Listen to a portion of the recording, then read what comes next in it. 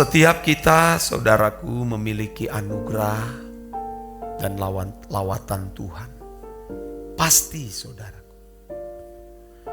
Kalau Tuhan melawat kita, hendaknya kita mengerti dan menerima lawatan Tuhan tersebut. Jangan kita keraskan hati. Seperti bangsa Israel ketika mereka ada di padang gurun, yang akhirnya mereka ditewaskan di padang gurun. Banyak orang, saudara, melewati lawatan Tuhan. Lawatan Tuhan itu bukan hanya pada waktu dia menyatakan diri, menyatakan pribadinya dengan wujudnya. Tapi lawatan Tuhan itu, saudara, bisa berupa peristiwa-peristiwa. Selain mujizat, seperti yang dialami oleh bangsa Israel ketika mereka ada di tanah Mesir, di tanah perbudakan. Ada 10 tulah yang mereka saksikan dengan mata kepala mereka. Itu semua adalah lawatan Tuhan yang mestinya mereka sadar dan bertobat dengan sungguh-sungguh. Lawatan Tuhan mereka telah melihat dengan mata jasmani mereka, di mana laut Teberau dibelah dua. Lawatan Tuhan juga ketika mereka mengalami kesulitan mendapatkan air. Lawatan Tuhan juga ketika mereka melihat tiang awan pada siang hari dan tiang api pada malam hari. Lawatan Tuhan, saudaraku, ketika mana turun dari sorga, tanah terbelah. Itu sebenarnya lawatan-lawatan Tuhan yang mestinya harus sadar. Tapi ternyata bangsa ini adalah sebuah bangsa yang tegar tengkuk. Bangsa pemberontak.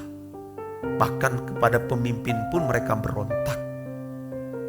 Karena tidak terpenuhi kebutuhan jasmani mereka. Kita harus memperhatikan lawatan Tuhan dalam hidup kita masing-masing. Tidak mungkin ada peristiwa yang terjadi dalam kehidupan kita tanpa seizin Tuhan. Tiba-tiba orang yang kita hormati, kasihi pun menjahati kita, merusak nama baik kita, tidak menghormati kita. Itu adalah bagian lawatan Tuhan, saudara. Karena kalau kita mau menjadi cerdas, menjadi pinter, memiliki moral baik di mata manusia, Tuhan tidak perlu terlibat pun orang bisa baik loh. Karena ada hukum. Seperti hukum yang tertulis di zaman bangsa Israel, orang-orang Yahudi. Tentu hukum Taurat membuat orang bisa baik, takut berbuat jahat, takut mencuri, takut berzina, takut menggeser batas tanah orang. Karena ada hukum tertulis. Jadi manusia itu untuk memiliki moral baik cukup beri peraturan, hukum. Tanpa Tuhan pun orang bisa melakukan. Tapi untuk bagaimana manusia batinia ini layak di hadapan Allah, suci di hadapan Allah, berkenan di hadapan Allah. Tuhan yang mengerjakan itu. Bukan dengan hukum-hukum, saudara. Tapi dari setiap peristiwa-peristiwa yang terjadi dalam hidup kita. Oh, tentu melalui firman Tuhan, ya. Atas tuntunan Roh Kudus, amin. Tapi juga melalui peristiwa-peristiwa itu. Bagaimana Allah menggarap manusia batinia yang tidak kelihatan. Yang kelihatan ini sangat mudah diperbaiki seperti yang saya kemukakan tadi. Beri dia peraturan. Beri hukum-hukum. Orang takut berbuat salah. Berzina dirajam dengan batu. Orang pasti takut loh. Tapi menggarap manusia batin tidak kelihatan ini. Nggak bisa dengan hukum.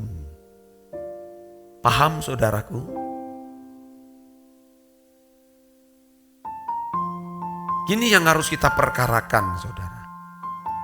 Jadi setiap peristiwa-peristiwa yang terjadi dalam kehidupan kita itulah lawatan Tuhan bagaimana menggarap manusia batinnya yang tersembunyi ini. Tapi orang tidak mau mengerti. Ya tentu bisa berupa sakit penyakit tidak sembuh. Dilukai orang. Itu cara Allah mendidik kita. Bisa pasangan hidupmu, satu gereja, satu jemaat, sama-sama melayani, bisa membentuk kita, bisa dijadikan tangan Allah untuk melawat kita. Seperti Tuhan Yesus pada waktu mengenakan tubuh daging. Allah izinkan, Bapa mengizinkan Yudas. Allah izinkan Petrus. Tuhan izinkan semua hal itu. Allah izinkan ada Herodes yang mau membunuh.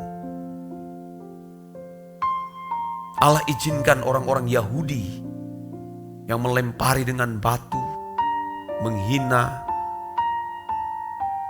Itu semua tujuannya adalah untuk menyempurnakan. Maka Roma 8:28 berkata Allah turut bekerja dalam segala sesuatu untuk mendatangkan kebaikan bagi mereka yang mengasihi. Teks aslinya Allah turut mengambil bagian. Bukan Allah turut bekerja, Allah turut mengambil bagian. Jadi ada tangan Allah di situ, saudara. Tapi kalau tidak paham, wah, kita nanti sakit hati, kecewa. Itu yang kita alami, saudara. Karena kita menuntut dipuaskan. Sama si sulung, saudara. Sudah bertahun-tahun aku melayani engkau, Bapa. Apa yang kau berikan kepadaku? Nah, banyak orang model seperti ini. Dia mau menuntut sesuatu, mau dipuaskan. Dan tanpa sadar terhilang dalam pelayanan, dalam gereja. Karena mau menuntut. Aku sudah lakukan ini. Itu setan itu begitu. Hak apa kita sebenarnya di hadapan Tuhan? Tidak ada hak. Karena kamu telah dibeli dengan harga yang lunas dibayar. Termasuk perasaanmu. Tidak mudah karena saya tahu ini. Tidak mudah, saudara. Menggarap manusia batinnya yang tidak kelihatan. Karena saya saya berdoa, Tuhan, bagian mana yang belum selesai dalam batinia, di dalam diri batinku yang tidak kelihatan, selesaikan Tuhan. Tuhan bisa selesaikan dengan caranya Tuhan. Kalau orang Israel dari tanah Mesir menuju tanah perjanjian, mereka menempuh itu dengan jarak loh. Dengan taat pada hukum-hukum. cukup membuat mereka masuk tanah perjanjian yang penuh konflik hari ini. Tapi bagi orang percaya, tidak dengan jarak, tidak dengan hukum-hukum, tapi dengan perubahan hidup manusia batinnya yang diubahkan dari hari ke hari melalui peristiwa-peristiwa yang terjadi dalam hidup kita. Jadi kalau saudara masih cengeng, saudara bukan prajurit Kristus, prajurit setan, saudara. Tidak tangguh. Tapi kalau prajurit Kristus, dia tidak memusingkan soal-soal penghidupan. Apalagi hanya dengan orang tidak menghargai kita. Makanya banyak orang Kristen tidak pernah maju. Karena sulit dibentuk. Sulit dilepas di medan perang. Kita sedang ada di medan perang ini. Sedang menghadapi kuasa kegelapan.